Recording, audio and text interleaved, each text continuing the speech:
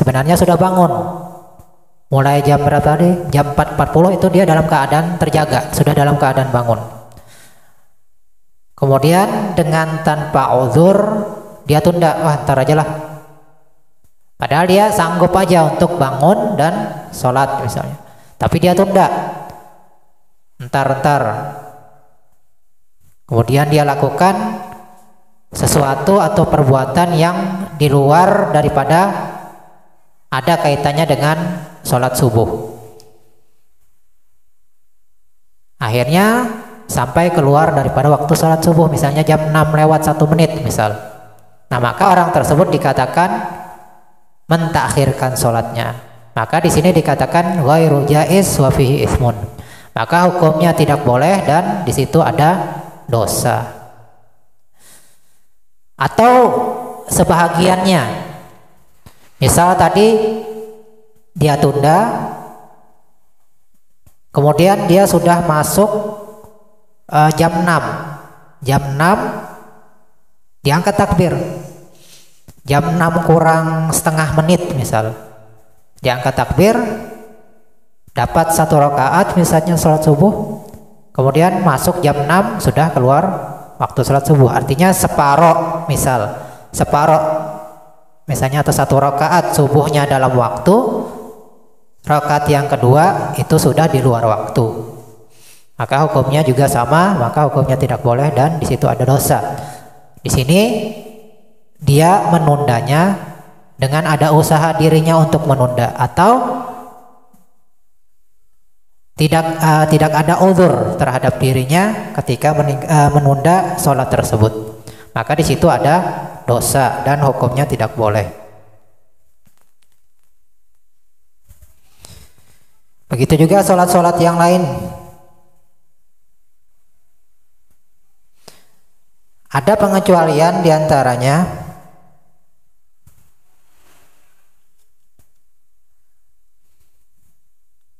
nah, kalau ini mentakhir, menunda, tapi kalau misalnya tanpa sengaja ta'akhur,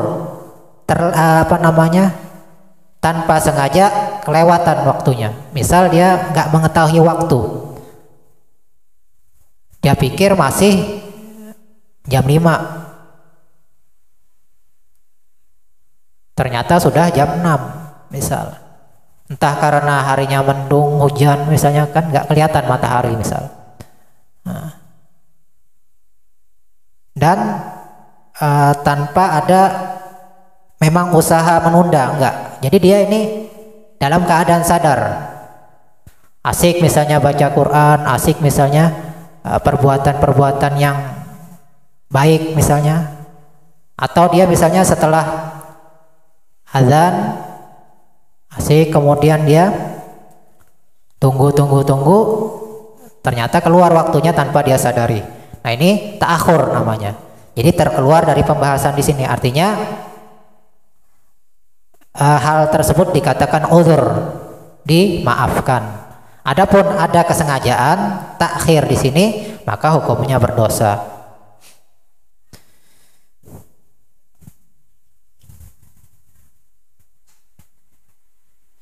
Dan ada diantaranya yang disunnahkan. Jadi menunda-nunda sholat itu ada hukumnya tadi. Yang pertama hukumnya haram, yaitu dengan ada kesengajaan dan tanpa sesuatu yang dimaafkan, sesuatu alasan yang dimaafkan. Ada diantaranya yang diperbolehkan dia menunda. Diantaranya disebutkan, misal dia menunggu sholat berjamaah, dia tunda. Oh, ini kalau anak sholat jam 5 misalnya, anak nggak dapat jamaah, anak bisa sholat berjamaah ini kalau sudah jam 6 kurang 5 menit, tapi masih di dalam waktu, syaratnya masih di dalam waktu.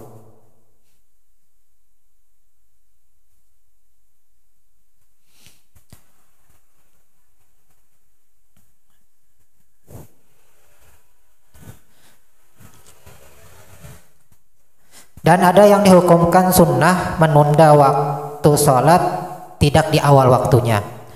Di antaranya itu kalau berada di suatu tempat yang panas. Jadi kalau misalnya mau sholat berjamaah ke masjid, keluar dalam keadaan yang sangat panas,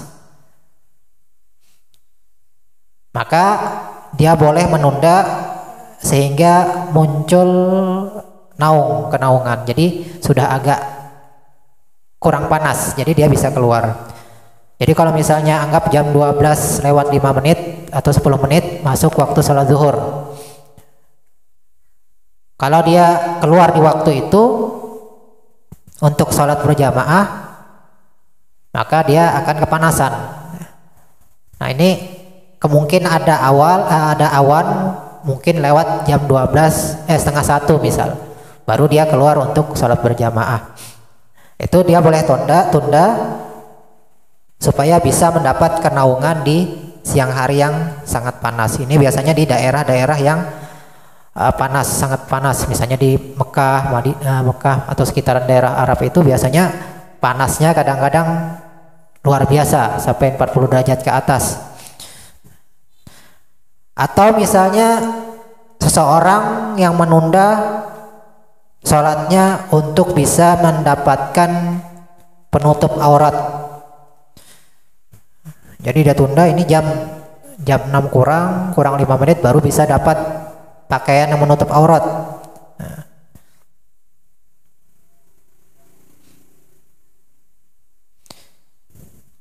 Nah itu diantara yang diperbolehkan menunda waktu sholatnya, tapi masih di dalam waktunya. Kemudian disebutkan barang siapa yang sholat 1 rakaat di waktunya, maka itu hukumnya belum qadhaan, artinya masih di waktunya, tidak dihukumkan qadha. Qadha itu istilah kita itu bayar utang. Kalau ada itu bayar tepat waktu. Ibarat orang berhutang kan, dikatakan adaan, misalnya jatuh temponya tanggal 1, sebelum tanggal 1 dia bayar utangnya, artinya belum jatuh tempo, tapi dia bayar tanggal 2. Nah ini artinya dia sudah bayar utang. Nah, jadi barang siapa yang sholat 1 rakaatnya masih di dalam waktunya, maka itu dihukumkan sholatnya masih adaan, artinya belum dihukumkan mengqadha. Kalau kurang dari 1 rakaat maka hukumnya qadha. Nah, itu kembali lagi pembahasannya, dihukumkan berdosa kalau ada usaha dari dirinya untuk menunda sholat tadi. Atau misalnya kalau orang yang berniat, walaupun itu sebagian ulama tidak mengharuskan, misalnya usolli fardhu subuh rakaataini mustaqbilal qiblati adaan, misalnya adaan ma'muman lillahi ta'ala. Nah, dia berniat adaan, nah, artinya dia masih dalam waktunya. Kalau misalnya sudah keluar waktu, itu diganti dengan qadhaan. Misalnya sudah jam 6 lewat 5 menit, dia tahu sholat subuhnya sudah telat nih, jadi dia niatnya usolli fardhu subuh rakaataini mustaqbilal qiblati qadhaan lillahi ta'ala. Nah, kalau dia memakai istilah qadhaan, walaupun sebagian ulama mengatakan makna daripada adaan qadhaan itu sama aja. Nah, tapi kalau mau dibedakan seperti itu, jadi kalau sudah keluar waktunya maka dia niatnya qadhaan, kalau masih di dalam waktunya adaan. Itu kalau dia mau membedakan niatnya. Jadi kalau masih dapat 1 rakaat, Anda pasti dapat nih 1 rakaat. Atau misalnya dia sholat dapat 1 rakaat belum keluar waktunya, maka sholatnya itu dikatakan adaan. Dikatakan adaan artinya nggak ngutang, nggak bayar hutang, masih di dalam waktunya. Tapi kalau sudah di luar waktunya, kurang dari 1 rakaat misalnya, baru angkat takbir, baca Fatihah, sudah keluar waktu sholat, misalnya keluar waktu sholat subuh, maka hukum sholatnya qadhaan. Hukum sholatnya qadhaan. Sehingga hukumnya haram menunda sholat sampai keluar sebahagian sholatnya di luar waktu sholat. Jadi sekalipun terkeluar sedikit, masih dalam pembahasan yang tadi sama. Jadi jangan sampai sebahagian pun terkeluar daripada waktunya. Jadi misalnya kalau melaksanakan sholat subuh anggap 5 menit. Jadi diusahakan sampai salam yang pertama jangan sampai keluar waktu sholat tadi. Makanya kita kalau seandainya sudah mepet waktunya, ambil yang rukun-rukunnya aja, yang wajib-wajib. Baca surahnya yang pendek, atau kalau perlu nggak usah pakai surah, yang penting dapat supaya masih di dalam waktunya. Ini sudah tahu waktunya mepet, sudah mau keluar waktunya, baca surah yang panjang. Nah ini malah bisa berdosa. Jadi makanya perlu di sini ilmu, perlu pengetahuan. Jadi kalau sudah waktunya mepet, ambil yang rukun-rukunnya aja, ambil yang rukun-rukunnya, sunnah yang seperlunya, supaya semua sholatnya masuk di dalam waktu. Jadi di sini kita ambil kesimpulan. Jadi kita usahakan sholat kita manakala waktunya sudah hampir habis,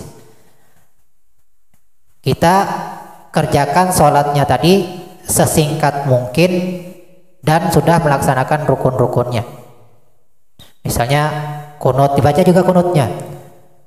Kalau misalnya sekiranya kepanjangan, ambil yang cukup. Kalau misalnya takut kepanjangan, doa, cukup doa aja di situ.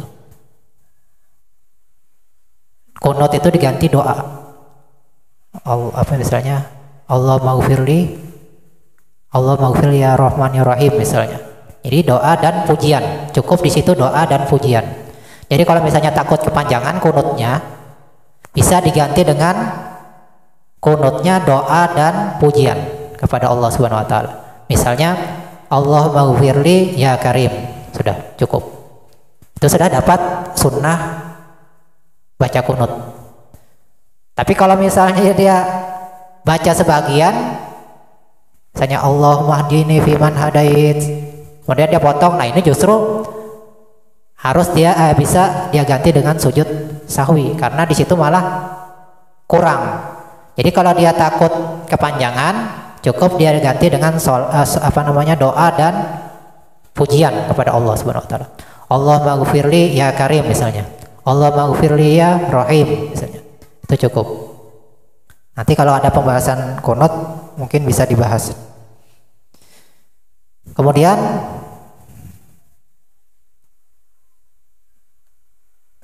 tentang azan dan iqamat. Jadi hukum azan dan iqamat itu adalah diantara syiar agama dan syiar sholat itu sendiri.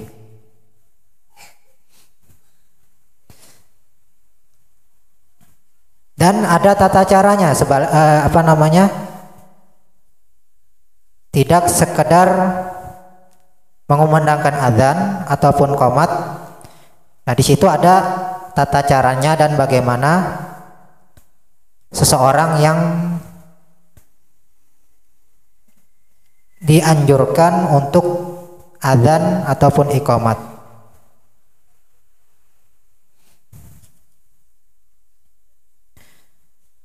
Jadi hukumnya sunnah azan dan iqamat itu kapan?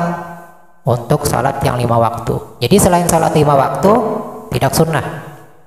Misalnya salat witir misalnya, salat tarawih itu nggak ada azan qomatnya, nggak ada. Nah, itu cuma salawat atau salat jami'ah misalnya, itu bukan azan. Jadi yang dihukumkan sunnah itu azan dan iqamat. Kapan waktunya sunnah? Itu di sholat yang 5 waktu.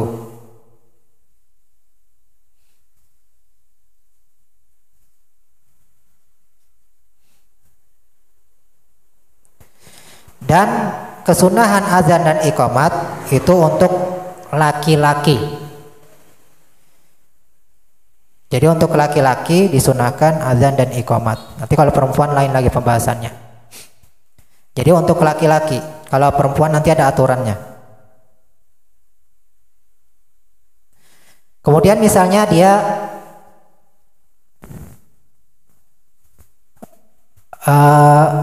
menggandeng sholat fardunya dengan sholat yang ketinggalan. Misal dia sholat asar, sebelumnya dia ketinggalan sholat zuhur, jam 4 dia mengerjakan sholat asar. Nah sebelum dia mengerjakan sholat asar, dia mengerjakan sholat zuhur qadaan.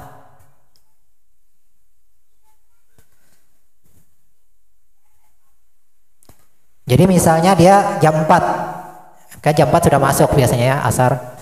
Jadi dia mengerjakan sholat zuhur dulu, yang dia qadaan, hukumnya qadaan. Dia azan untuk sholat zuhurnya, qomat, kemudian selesai sholat zuhur qadaan, dia sambung ke sholat asar. Nah ketika menyambung sholat asar yang adaan, itu nggak sunnah lagi dia azan. Jadi kalau misalnya kita ketinggalan sholat zuhur, misal masuk waktu asar, nah yang sholat zuhurnya ini dia azan. Ini beda nanti orang yang jamak ya. Ini orang yang ketinggalan sholatnya zuhur. Jadi dia kerjakan sholat zuhurnya dulu sebagaimana biasa, tapi di luar waktunya azan dulu, kemudian qamat sholat zuhur, kemudian dia mau melaksanakan sholat asar dalam waktunya, itu nggak sunnah lagi dia azan.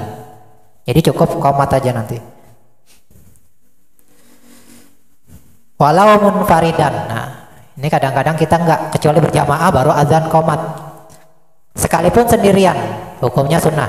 Jadi kita misalnya mau sholat zuhur sendirian, enggak dapat berjamaah, tetap disunahkan azan dan iqamat. Sekalipun kita mendengar azan, misalnya kita melaksanakan sholat berjamaah di rumah, kita dengar azan di masjid lain. Nah, sekalipun kita dengar, tetap kita disunahkan azan di tempat kita mau melaksanakan sholat berjamaah tadi.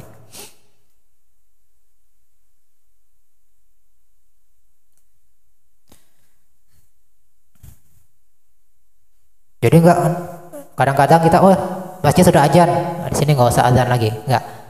Tetap kita disunahkan azan di tempat kita mau melaksanakan sholat berjamaah tadi, sekalipun kita mendengar azan di luar. Dan juga misal kita mau melaksanakan jamaah yang kedua kali. Nah ini misalnya kita sudah sholat subuh ke masjid, kita sudah sholat subuh di masjid, kemudian kita pulang ke rumah, kita mau sholat berjamaah lagi dengan istri misalnya, sholat lagi berjamaah sama istri, tetap disunahkan azan. Jadi di rumah sholat subuh berjamaah di masjid sama jamaah, pulang ke rumah sholat berjamaah lagi sama istri. Nah ini sunnah. Jadi sunnah 2 kali sholat berjamaah. Atau misalnya bukan istri, misalnya dengan seseorang, misalnya kita ada saudara kita di rumah mau sholat berjamaah, nggak ada temannya, ya udah kita temenin lagi sholat berjamaah, disunahkan azan lagi.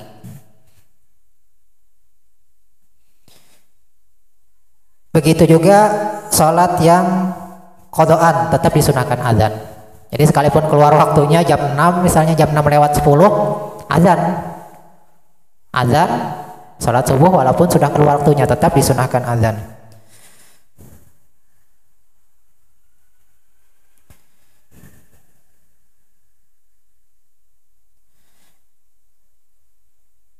Nah begitu juga ada kita misalnya mau mengqadha sholat kita, misal waktu isya kita ketinggalan misalnya subuh, zuhur, asar, maghrib, sekarang sudah masuk sholat isya, Kita mau mengkodok subuh, zuhur, asar, maghrib misal.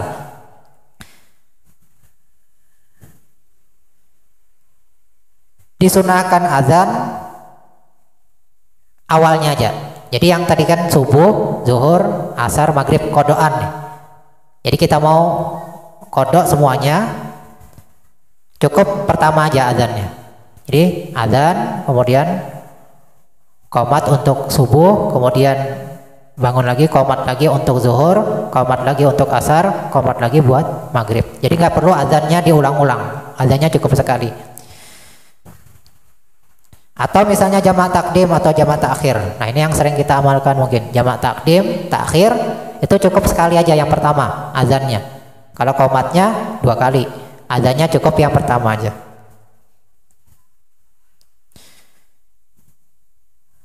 Jadi kalau azan ini disunahkan buat laki-laki aja. Kecuali nanti kalau di lingkungan perempuan semua itu boleh. Boleh misalnya, boleh tapi nggak sunnah.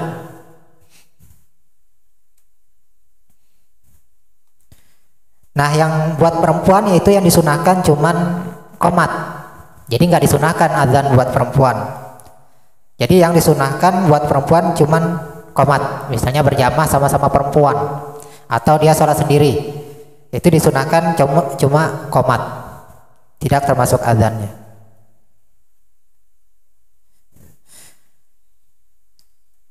Nah, adapun untuk sholat selain sholat fardu, sholat 5 waktu, nah itu yang disunahkan apa? Bukan azan, bukan qomat, tapi cukup as-sholatu jami'ah. Nah itu.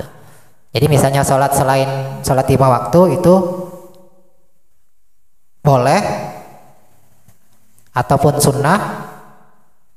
Jadi bisa dihukumkan sunnah membaca as-sholatu jami'ah, seperti sholat tarawih misalnya atau sholat witir atau sholat hajat misalnya.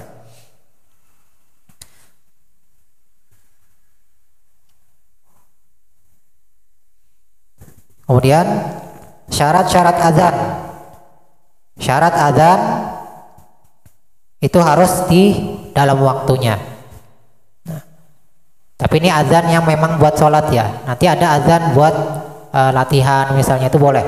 Misalnya lomba azan misalnya, atau kita melatih anak kita azan, atau azan orang yang kerasukan misalnya. Nah, tapi kalau azan untuk menandakan waktu sholat itu harus di dalam waktunya.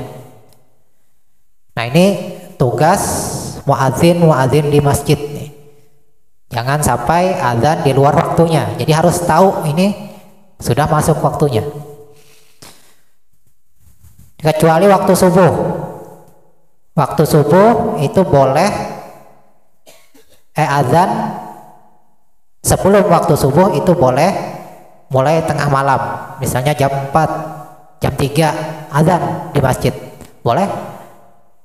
Mungkin yang pernah ke Mekah itu mungkin pernah dengar mungkin. Nah, yang benar. Oh, yang nggak tahu itu kadang-kadang mendengar sholat ya, padahal belum. Itu azan membangunkan orang supaya sholat tahajud misal.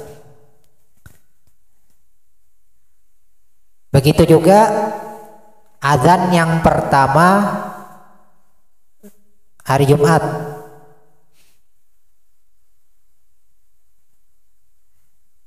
Tapi biasanya ini azan yang pertama ini sudah masuk waktunya. Ada kalau di Tarim itu memang ada sekitar jam 10 ada azan di masjid. Jadi sekitar jam 9, jam 10 ada. Sebelum masuk waktu sholat Jumat zuhur. Itu ada azan, suara azan. Jam 10-an atau sekitar jam 9, jam 10 ada azan.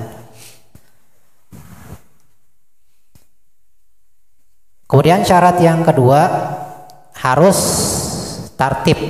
Jadi sesuai urutannya, Allahu Akbar, Allahu Akbar.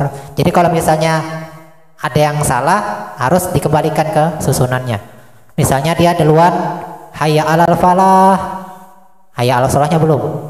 Diulang lagi hayya 'alal sholahnya. Jadi dia sudah misalnya asyhadu anna Muhammadar Rasulullah. Kemudian hayya 'alal falah. Hayya 'alal falah. Ternyata ketinggalan. Ulang lagi hayya 'alal sholahnya. hayya 'alas shalah, hayya 'alas shalah, hayya 'alal falah, hayya 'alal falah. Jadi harus sesuai susunannya. Kemudian syarat yang ketiga harus mualat, artinya berturut-turut. Jangan misalnya azan sampai asyhadu an la ilaha illallah asyhadu anna muhammadar rasulullah, istirahat dulu 5 menit. Istirahat dulu 5 menit. Artinya kalau sampai terlalu lama jarak menundanya atau ada niatan memutusnya, itu harus mulai dari awal lagi. Atau misalnya batal misalnya wudhunya, mau wudhu lagi dia. Padahal memang dia disunahkan wudhu. Kalau misalnya batal wudhu, teruskan aja, nggak masalah. Jadi harus mualat. Harus mualat. Jadi harus jangan sampai tertunda atau ada niatan memutus. Kemudian syarat yang keempat harus 1 orang. Ini ada yang kadang ada 2 orang yang azan sekali, ada sampai lebih mungkin 2-3 orang bareng. Allahu Akbar, Allahu Akbar. Maka yang dianggap cuman yang 1 aja. Jadi syarat azan ini cuman 1 ataupun iqamah termasuk. Kemudian syarat yang kelima harus dengan bahasa Arab. Jangan Allah Maha Besar, Allah Maha Besar. Nah, jadi nggak dianggap karena syaratnya harus dalam bahasa Arab. Tapi itu kalau misalnya ada yang bisa, kalau misalnya nggak ada juga, satu kampung nggak ada yang bisa azan dengan bahasa Arab dengan fasih, nah, itu boleh misalnya. Daripada salah semuanya, satu kampung nih nggak ada yang fasih bacaan bahasa Arabnya misalnya, Allahu Akbarnya hancur semua bacaannya, udah mending bahasa Indonesia. Tapi wajib belajar. Jadi satu kampung wajib mempelajari bahasa Arab atau azan dengan bahasa Arab tadi. Nah, itu syarat azan. Kemudian syarat azan dan iqamat. Yang pertama itu harus memperdengarkan azannya atau iqamatnya untuk sebagian jamaah. Minimal misalnya 1 orang ada yang dengar. Ini enggak, cuma dia yang dengar. Allahu Akbar, Allahu Akbar.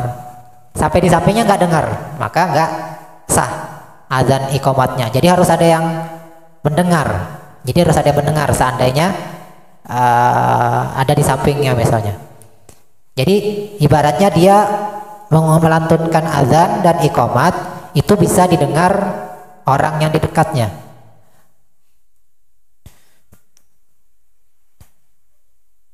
Dan termasuk dirinya juga bisa mendengar kalau dia sendiri. Kalau dia sendiri harus mendengar. Jangan dengan hati aja azannya.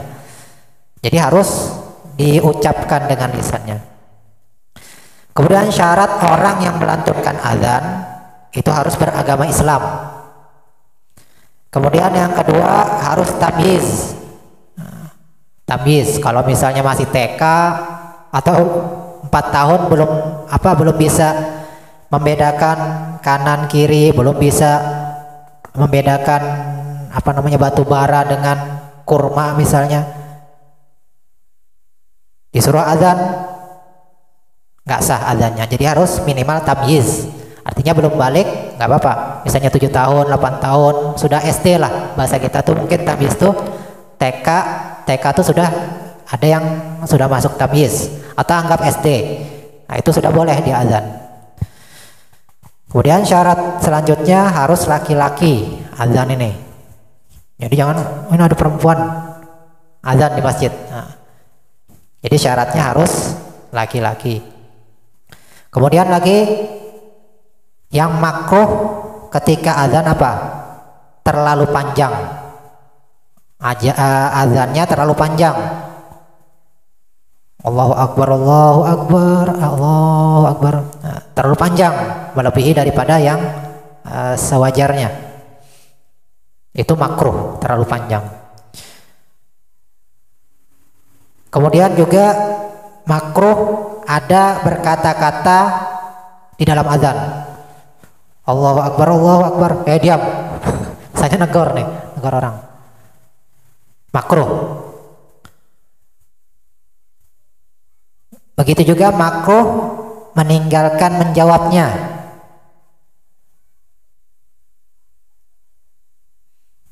Jadi termasuk si muadzin ini dia menjawab azan dia sendiri. Begitu juga orang yang mendengar azan itu makruh meninggalkan menjawab. Dan makruh azan dalam keadaan duduk kalau dia mampu berdiri, atau dalam keadaan berkendaraan kalau mampu aja berhenti. Jadi kalau bisa berhenti, kecuali orang yang melakukan perjalanan dengan menggunakan kendaraan. Dan makruh orang yang fasik azan, orang yang jelas-jelas misalnya main judi, orang yang jelas-jelas main sabung ayam, orang yang jelas-jelas minum khamar misalnya, disuruh azan, makruh. Juga makruh anak-anak yang belum tamyiz, suruh anak baru TK yang belum bisa bedakan kanan kiri disuruh azan, makruh. Orang yang dalam keadaan junub, makruh. Orang yang dalam keadaan hadas, nah tadi misalnya batal, makruh, tapi boleh dia meneruskan azan qomatnya. Nah, kecuali katanya apabila dia batal di tengah-tengah azannya, misalnya sampai hayya ala sholah, buang angin dia. Bagaimana? Selesaikan. Nah, jadi nggak usah putus, selesaikan azannya. Nggak makruh, dia selesaikan. Tapi kalau misalnya belum Allahu Akbar sudah batal, wudhu dulu. Tapi kalau di tengah pertengahan sampai asyhadu alla ilaha illallah misalnya batal, teruskan sampai selesai azannya. Dan makruh menghadap selain kiblat. Misalnya ngadapnya ke selatan, ke utara, di luar menghadap kiblat, itu hukumnya makruh. Kemudian sunnah azan itu bagaimana? Itu dengan tartil, jangan terlalu cepat. Artinya jelas, Allahu Akbar, Allahu Akbar. Nah, jadi tartil, apa namanya? Nggak terlalu cepat, nggak terlalu lambat. Itu jangan terlalu cepat. Tartil ini sekira-kira jelas bacaannya. Kemudian sunnahnya lagi tarji' fihi. Tarji' itu apa? Nah ini mungkin banyak yang kurang paham. Tarji' itu misalnya Allahu Akbar, Allahu Akbar, Allahu Akbar, Allahu Akbar. Kemudian sebelum dia asyhadu alla, dia baca sendiri. Asyhadu alla ilaha illallah, asyhadu alla ilaha illallah, asyhadu anna Muhammadar Rasulullah, asyhadu anna Muhammadar Rasulullah. Pelan-pelan yang dia dengar sendiri. Baru dia asyhadu alla ilaha illallah.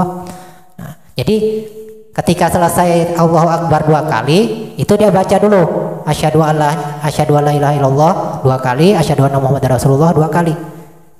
Yang dia mendengar buat dia sendiri. Baru dia baca yang asyhadu alla ilaha illallah buat nyaring. Nah, itu namanya tarji sunnah. Ini banyak yang nggak paham.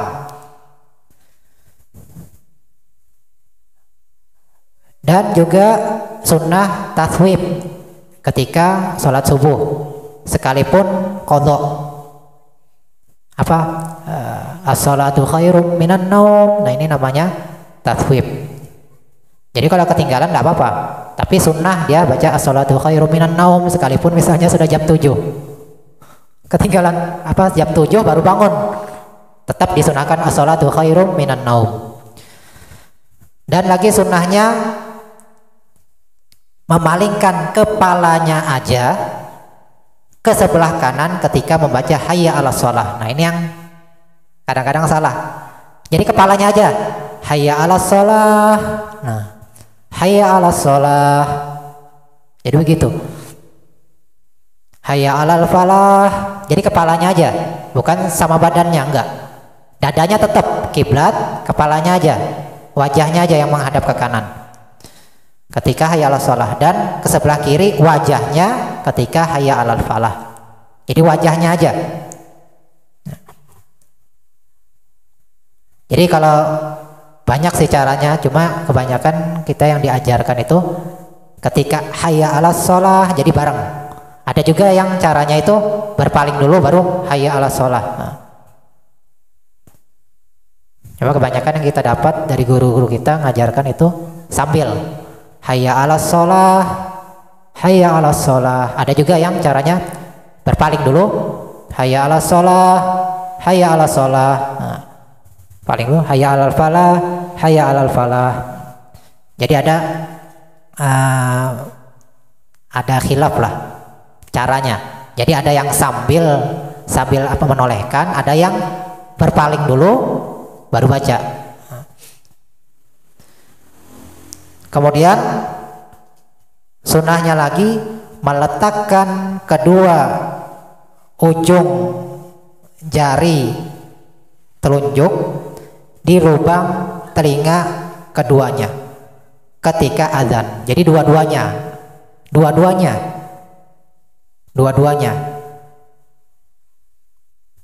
Jadi kalau misalnya cuma satu, nggak dapat sunnah.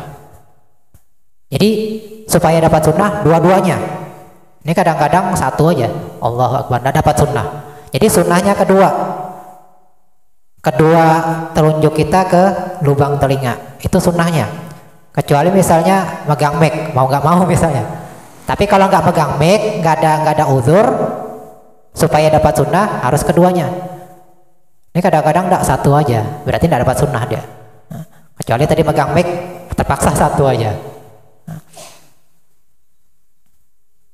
Jadi supaya dapat sunnah keduanya. Itu azan. Kalau qomat nggak sunnah meletakkan ini. Kemudian keadaan atau syaratnya si muadzin, sunnahnya si muadzin itu harus orang yang bisa dipercaya. Artinya dia ngerti waktu sholat atau bisa dijadikan saksi. Ini orangnya nggak amanah, makruh. Jadi harus orang yang sunnahnya orang yang bisa dipercaya. Kita tahu nih orang ini nggak pernah dusta, nah itu sunnah. Kemudian yang kedua, sunnahnya dia azannya tanpa dibayar. Bukan muadzin bayaran, enggak. Sunnahnya, tapi boleh, nanti boleh. Tapi sunnah si muadzin ini yang tanpa dibayar. Kalau dia dibayar, berarti tidak dapat sunnah dia. Dapat duit aja, tidak dapat sunnah. Nah ini lagi, syaratnya orang yang keras suaranya. Memang dia suaranya keras, dipilih. Oh ini suaranya lantang ini, jangan suaranya yang lembek. Sunnahnya yang suaranya memang keras. Kemudian sunnahnya lagi suaranya memang bagus, jangan cempreng. Sunnahnya memang suaranya bagus. Makanya biasanya orang-orang Afrika tuh biasanya yang dipilih. Bilal kan itu. Kebanyakan orang Afrika memang suara mereka bagus-bagus, bersih-bersih. Kemudian lagi di tempat yang tinggi, ini kalau nggak ada mic. Kalau ada mic tetap sunnah, tapi berkurang kesunahannya. Tapi kalau misalnya nggak ada mic itu sangat disunnahkan. Dan sunnahnya dekat dengan masjid. Oh, dari rumah aja lah, dekat sama masjid. Mentang-mentang rumahnya dekat masjid, azannya di rumahnya, samping masjid. Enggak, semakin dekat dengan masjid semakin bagus. Jadi artinya di dalam masjid lah. Nah ini caranya lagi nih, menggabungkan dua takbir satu napas. Artinya apa? Allahu Akbar, Allahu Akbar. Nah gitu, bukan Allahu Akbar Allahu Akbar, artinya dia memutus, jadikan 2 napas. Sunnahnya disambung, Allahu Akbar, Allahu Akbar. Nah, baik dia rohnya dimatikan atau didomahkan, boleh. Nanti ada selanjutnya. Jadi sunnahnya Allahu Akbarnya itu 1 napas, Allahu Akbar, Allahu Akbar. Kemudian dan sunnah memfathahkan ro di yang pertama, Allahu Akbar, Allahu Akbar, Allahu Akbar. Nah, bukan Allahu Akbar, Allahu Akbar, enggak. Allahu Akbar, Allahu Akbar. Artinya dia mewasol, ro-nya dimatikan, fathahnya A yang kedua itu dimasukkannya ke ro. Jadi sunnahnya Allahu Akbar, Allahu Akbar, bukan Allahu Akbar, Allahu Akbar, enggak. Sunnahnya Allahu Akbar, Allahu Akbar, disambung, ro-nya difathahkan.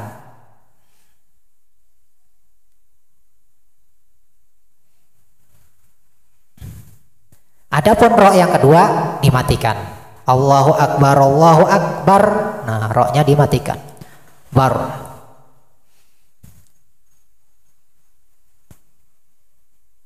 Kemudian juga ada ini kalau misalnya musim hujan,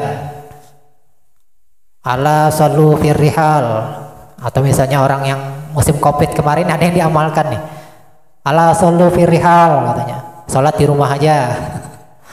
Musim Covid ini ada kemarin yang dipakai ini. Kemudian badal azan wal hayalat. Azan, nah azan di waktu subuh itu sunnah 2 kali tadi. Yang sebelum masuk waktunya itu sunnah. Dan ada as-salatu khairum minan naum. Dan meninggalkan menjawab salam, misalnya ada orang salam nggak usah dijawab. Dan meninggalkan berjalan, jadi jangan berjalan ketika azan.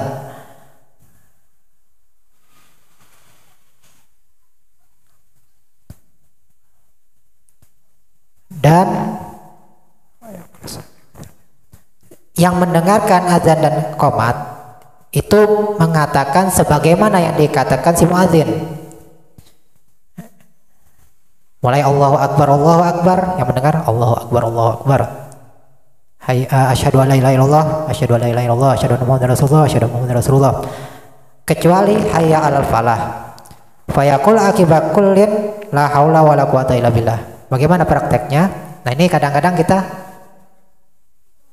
kurang tepat. Jadi hayya 'alas shalah, jawabnya bagaimana? Jawab dulu, hayya 'alas shalah, hayya 'alas shalah, baru la haula wala quwata illa billah. Jadi ikuti dulu apa yang diucapkan si muadzin, baru kita la haula wala quwata illa billah. Begitu juga hayya 'alal falah, seperti itu. Jadi kita ulangi dulu yang dibaca si muadzin, baru kita la haula wala quwata illa billah. Artinya membaca la haula wala quwata illa billah itu 4 kali. Kecuali as-salatu khairum minan naum. Nah, ini enggak usah. Jadi kita jawab yang shadaqta wa barirta atau wa barorta. Enggak usah kita ulangi as-salatu khairum minan naum. Ini aja kecualinya. Begitu juga ketika qomat, qad qomatis shalah, itu enggak usah kita ikut qad qomatis shalah, tapi aqamahullah wa damaha. Jadi enggak usah qad qomatis shalah.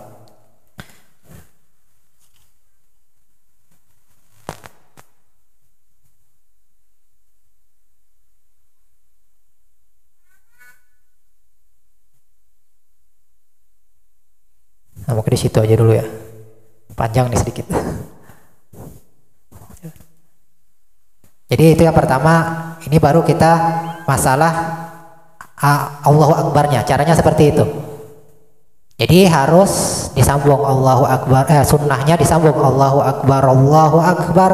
Nah, Jadi jangan diputus, tidak dapat sunnah. Jadi Allahu Akbar, Allahu Akbar. Nanti iqamat ada caranya juga. Jadi kalau adzan satu-satu, kecuali Allahu Akbar. Kalau qomat nanti dua-dua. Allahu Akbar, asyhadu an la ilaha illallah wa asyhadu anna Muhammadar Rasulullah, hayya 'alas sholati, hayya 'alal falah. Nah, gitu caranya. Nanti itu selanjutnya insyaallah.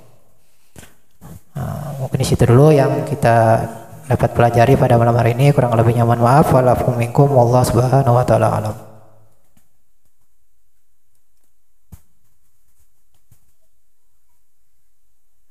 لا إله إلا الله الموجود في كل الزمان